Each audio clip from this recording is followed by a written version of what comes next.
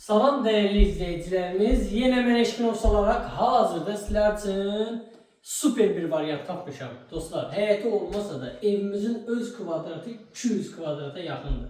5 otaqdan ibarətdir dostlar. Gördüğünüz gibi girişte geniş bir kaldır bizi karşılayır. Gazımız, ışığımız, suyumuz dayanmadı. Girişte geniş bir mətbəx səsi mövcuddur. Kombisinə qədər var, qoşadaşdan ibarətdir.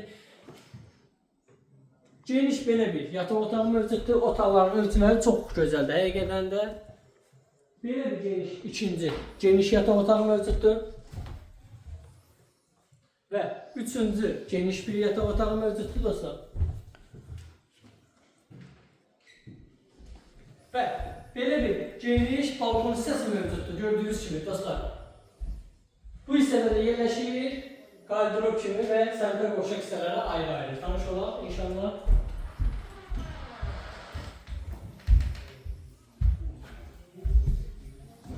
Və dostlar, bu hissədə də yerləşir sultanlı bir həyət hissəsi. Tanış olaq inşallah.